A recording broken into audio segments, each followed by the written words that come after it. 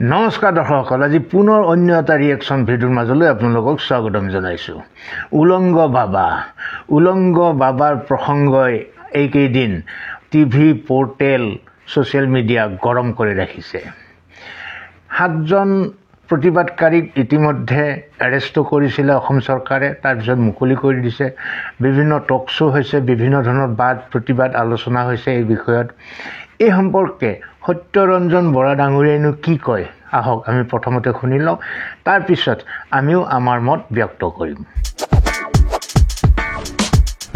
প্ৰসংগ: দিগম্বৰ মুনি বাবা, জৈন ধৰ্মগুৰু দিগম্বৰ মুনি বাবা শেহতীয়াকৈ যোৰহাটলৈ আহিছিলে আৰু যোৰহাটত তেওঁক লৈ এটি পদযাত্ৰা কৰাৰ কাৰণে বা শোভাযাত্ৰা কৰাৰ কাৰণে পৰৱৰ্তী সময়ত কি ধৰণৰ পৰিৱেশ হৈছে সেয়া আমি দেখিছোঁ। আৰু তাৰপিছত আমি প্ৰতিক্ৰিয়া প্ৰকাশ কৰিবলৈ গৈ বা প্ৰতিবাদ কৰিবলৈ গৈ আমি বিভিন্নজনে বিভিন্ন ধৰণৰ আচৰণ আমি কৰিছোঁ। আটাইতকৈ ডাঙৰ কথা হ'ল সেয়া সত্য হৈছে নে অসত্য হৈছে, শুদ্ধ হৈছে নে অশুদ্ধ হৈছে, সেই কথাটোলৈ আমি পৰৱৰ্তী সময়ত আহিম, মানে এই আলোচনাতে পিছৰ ভাগলৈ আহিম।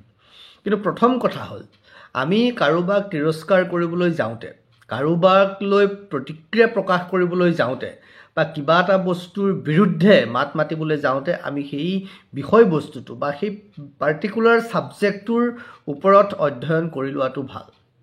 অতি সহজ এটা শব্দ আজিৰ বিশেষকৈ অসমত, ই ভণ্ড, ইহঁত ভণ্ডামী, ইহঁতে ভণ্ডা কি মানে যিকোনো ধৰণৰ এটা শব্দ যেন ভণ্ড, ধৰ্মৰ নামত ভণ্ড, সংস্কৃতিৰ নামত ভণ্ড, যিকোনো। আমাকতো কথাই কথাই ভণ্ড বুলিয়েই কয়, কিন্তু ভণ্ড আচলতে কোন, ভণ্ডামী আচলতে কোনে কৰিছে? দিগম্বৰ মুনি বাবাজনক ভণ্ড বুলি কোৱা সেইসকলক সুধিছোঁ, আপোনালোকে জানেনে দিগম্বৰ মুনি বাবাৰ ইতিহাস কি, দিগম্বৰ মুনিৰ পৰম্পৰা কি, দিগম্বৰ মুনিৰ যি সংস্কাৰ, যি সংস্কৃতি, তেওঁলোকৰ যি ধৰ্মীয় ৰীতি নীতি কি জানেনে আপোনালোকে? তেওঁক যে ভণ্ড বুলি কৈছে, ভণ্ড মানে কি? আপোনালোকে যিসকলে ভণ্ড বুলি কৈছে, ভণ্ড নথকা নহয়, আমি কোৱা নাই যে ভণ্ড নাই। ধৰ্মৰ নামত কোনোৱে বেপাৰ কৰা নাই, ধৰ্মৰ নামত কোনোৱে ব্যভিচাৰ কৰা নাই, কৰি আছে, কিন্তু কোনে কৰিছে প্ৰথমে জানক, তাৰপিছত আপোনালোকে যিকোনো এজন ব্যক্তিক ভণ্ড বুলি ক'ব। দিগম্বৰ মুনি বাবাই জন্মগত যিসকল, তেওঁলোকে সেই ধাৰাত সৃষ্টি হৈছে, যিসকলে জৈন ধৰ্মগুৰু, তেওঁলোকে কোনোদিন এতিয়া আপোনাৰ নিচিনা ঠাণ্ডা দিনত 10খন লেপ জাপি লৈ সোমাই নাথাকে, গৰম দিনত 4টা AC চলাই বহি নাথাকে তেওঁলোক, নহয়। তেওঁলোকে আপোনালোকৰ নিচিনা মদে মাংসই খাই জীয়াই নাথাকে।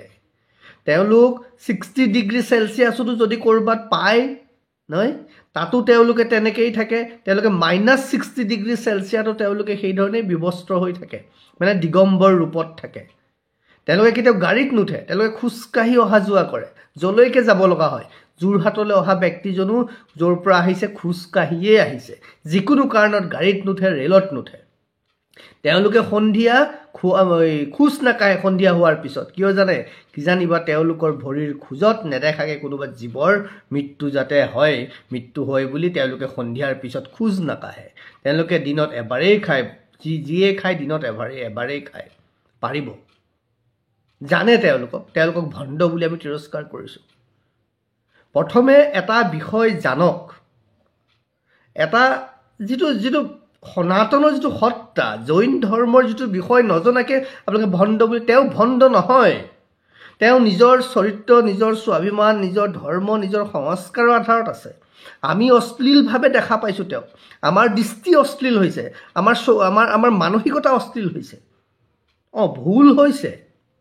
তেওঁক সেইধৰণে ৰাজপথত ঘূৰাই ফুৰোৱাটো ভুল হৈছে। ভুল সেই দিগম্বৰ মুনি বাবাৰ নহয়। ভুল যদি কোনোবাই কৰিছে, সেই আয়োজকসকলে কৰিছে। আমি যদি কাৰোবাক অকৰ্থনা কৰিব লাগে, তিৰস্কাৰ কৰিব লাগে, প্ৰশ্ন কৰিব লাগে, সেই আয়োজকসকলক প্ৰশ্ন কৰিব লাগে। তেওঁলোকে ভাবিব লাগিছিল যে অসমীয়া সমাজখনত, অসমৰ এই সমাজ ব্যৱস্থাত তেনেকুৱা পৰম্পৰা নাই। অসমীয়া সমাজখনত, অসমীয়া সমাজ ব্যৱস্থাত দিগম্বৰ ৰূপী মুনি এজনক লৈ পেলাই ৰাজপথত খোজকঢ়াটো সহজভাৱে অসমৰ মানুহে, অসমীয়া সমাজে গ্ৰহণ নকৰে। এইটো আয়োজকসকলে জানিব লাগিছিল। আমি যিসকলে প্ৰতিবাদ কৰিছোঁ, আমি যিয়ে হওক, যি সংগঠনেই নহওক কিয়, নজনাকৈ বিষয় এটাৰ ওপৰত এক্সপাৰ্ট কমেণ্টছ কৰিবলৈ গৈ পেলাই আমি নিজে যে মানসিকভাৱে ডাঙৰ হৈছোঁ, আচলতে আমি যে নাজানো ভাৰতৰ ঐতিহ্যৰ কথা, ভাৰতৰ পৰম্পৰাৰ কথা, ভাৰতৰ ৰীতি নীতিৰ কথা, ভাৰতীয় চিন্তা দৰ্শন যে আমি একো নাজানো, আচলতে আমি তাক প্ৰমাণ কৰি দিছোঁ।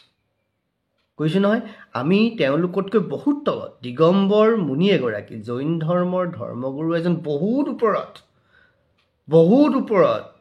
আপোনাৰ মোৰ দৰে তথাকথিত মানুহ নহয়, আপোনাৰ মোৰ দৰে অলপ কথাতে কান্দা, অলপ কথাতে হাঁহা, নাই ফূৰ্তি কৰা, মানে যি টি কৰা মানুহ নহয়। তেওঁলোক বহুত ওপৰত, তেওঁলোক ভণ্ড নহয়। ভণ্ড বুলি কৈ নিজৰ ভণ্ডামি মানুহৰ আগত উদঙাই নিদিব। কৈছোঁ এবাৰ, তেওঁৰ জেগাত থাকিবলৈ দিয়ক, তেওঁক আমি সন্মান কৰাটো উচিত। দিগম্বৰ মুনি বাবাজনক আমি দিগম্বৰ মানে কি, তেওঁলোক দিগম্বৰ বুলি কিয় কৈছে? কাৰণ তেওঁলোকে শৰীৰত কোনো ধৰণৰ বস্ত্ৰ তেওঁলোকে পৰিধান নকৰে, সেইকাৰণেই দিগম্বৰ শব্দৰ অৰ্থ বুজক, নাজানে যদি সোধক, অনুভৱ কৰক। কিন্তু এইটো ঠিক যে অসমীয়া সমাজ ব্যৱস্থাত, অসমৰ সমাজ ব্যৱস্থাত যিহেতু এই পৰম্পৰা নাই, এই বিষয়টো আয়োজকসকলে চিন্তা কৰিব লাগিছিল। আয়োজকসকলে তেওঁক লৈ সমাজত এই ধৰণে পদযাত্ৰা, অসমৰ সমাজ ব্যৱস্থাত মুকলিকৈ এই ধৰণে পদযাত্ৰা কৰিব নালাগিছিল। সেইটো শুদ্ধ, আপোনালোকে সেইটোত কওক, সেইটো বিষয়ত আলোচনা কৰক। কিন্তু সেই দিগম্বৰ মুনিজন ভণ্ড আমুক, ভণ্ড শব্দৰ অৰ্থ বুজি পায় আপোনালোকে? বস্ত্ৰ পৰিধান কৰি ক'ত নাঙত থৈছে নিজে সেয়া হিচাপ ৰাখিছে আপোনালোকে? যিসকলে ভণ্ড বুলি কৈছে, কৈ দিবলৈ সহজ। প্ৰথমে জানক, বিষয়টো বুজক, অনুভৱ কৰক, তাৰপিছত ক'ব। বিষয়বস্তু নজনাকৈ যিকোনো ক্ষেত্ৰত কথা মুখ খুলিলে আচলতে নিজৰ যে মানসিক বিকলাংগতা, বৌদ্ধিক বিকলাংগতা, নহয় আধ্যাত্মিক, সামাজিক সকলো ধৰণৰ বিকলাংগ যে আমি সকলো ফালৰ পৰা, সেইটোহে ওলাই যায়। দিগম্বৰ মুনি বাবা জৈন ধৰ্মগুৰুৰ সেইটো তাহানিৰে পৰা পৰম্পৰা। তেওঁলোক তেনেকেই আছে, তেনেকেই থাকিব। তেওঁক ভণ্ড বুলি কোৱাৰ আগতে নিজক 10 বাৰ প্ৰশ্ন কৰক, আপোনালোকে ধৰ্মৰ নামত, সংস্কৃতিৰ নামত কি কৰি আছে? আকৌ কৈছোঁ, আয়োজক যিসকলে তেওঁক লৈ পদযাত্ৰা কৰিছে, ভুলটো তেওঁলোকে 10 বাৰ ভাবিব লাগিছিল। অসমৰ সমাজ ব্যৱস্থাত এই ধৰণে পদযাত্ৰা কৰিবলৈ হ'লে এই ধৰণৰ প্ৰতিক্ৰিয়া অহাটো স্বাভাৱিক। তেওঁলোকে অনুভৱ কৰিব পাৰিব লাগিছিল। তেওঁলোকে এটা বন্ধৰ ভিতৰত তেওঁলোকক ধৰ্ম কৰিবলৈ কোনেও মানা কৰা নাই, কিন্তু এই ধৰণে পদযাত্ৰা কৰাৰ আগত তেওঁলোকে 10 বাৰ ভাবিব লাগিছিল। সেই নভবাটো অপৰাধ হৈছে। যিসকলে দিগম্বৰ মুনি বাবাজনক আনি আজি তেওঁক সমাজৰ একাংশ মানুহৰ দ্বাৰা তিৰস্কাৰ কৰোৱালে, মই ক'ম ভুলটো সেই আয়োজকসকলৰ, সেই আয়োজক সমিতি। গতিকে আয়োজক সমিতিয়েহে সকলোৰে ওচৰত ক্ষমা খোজা উচিত। আয়োজক সমিতিয়ে স্বয়ং দিগম্বৰ মুনি বাবাজনৰ ওচৰতো ক্ষমা খোজা উচিত যে আমাৰ ভুলৰ কাৰণে সেই মহান ত্যাগী মহাত্মাজনক আমাৰ একাংশ মানুহে কটু কথা ক'বলগীয়া হ'ল, তিৰস্কাৰ কৰিবলগীয়া হ'ল। মই দিগম্বৰ মুনি বাবা জৈন ধৰ্মগুৰুজনক ইয়াৰ পৰাই হাত জোৰ কৰি ক্ষমা ভিক্ষা কৰিছোঁ। আমাৰ মানুহে অজানিতে নজনাকৈ আপোনাক ভুল কৰিছে, আপোনাক ভুল বুজি তিৰস্কাৰ কৰিছে, আপুনি দায় দোষ নধৰিব। কিন্তু এই কথাটো নিশ্চিত, জৈন সমাজৰ যিসকলে তেওঁক আমন্ত্ৰণ জনাই আনিছিল, তেওঁলোকে বিষয়টো যিধৰণে আয়োজন কৰিব লাগিছিল, যিধৰণে ব্যৱস্থা কৰিব লাগিছিল, তেওঁলোকে ব্যৱস্থা নকৰিলে। আৰু আহি থকা দিনত মই এইটো আহ্বান কৰিম জৈন ধৰ্মাৱলম্বী সেইসকল লোকক, আপোনালোকে অন্ততঃ এবাৰ অসমীয়া সমাজখনৰ লগত আলোচনা কৰিব। অসমত আছে নহয়, অসমৰ সমাজ ব্যৱস্থাৰ লগত এনেকুৱা কিবা কৰাৰ আগতে আলোচনা কৰিব। 2-4জন সমাজ সচেতন ব্যক্তিৰ লগত, ধৰ্ম বুজি পোৱা ব্যক্তিৰ লগত আলোচনা কৰিব, তাৰপিছত এনেকুৱা এটা কাম কৰিব। নহ'লে এই কথাবোৰে, এনেকুৱা কথা বতৰাই আমাৰ মাজত সংঘাতৰ সৃষ্টি কৰিব, আৰু আমি সংঘাত হোৱাটো নিবিচাৰোঁ। সংঘাতৰ সৃষ্টি কৰিব, আমি সংঘাত হোৱাটো নিবিচাৰোঁ। বুজি পাইছেনে? সকলো ভালে থাকক। নমস্কাৰ। দৰ্শকসকল, এইখন ধৰ্মনিৰপেক্ষ দেশ, অৰ্থাৎ ভাৰতবৰ্ষ এখন ধৰ্মনিৰপেক্ষ দেশ। এইখন দেশত প্ৰত্যেকে নিজৰ ধৰ্ম আচৰণ কৰাৰ সম্পূৰ্ণ স্বাধীনতা আছে।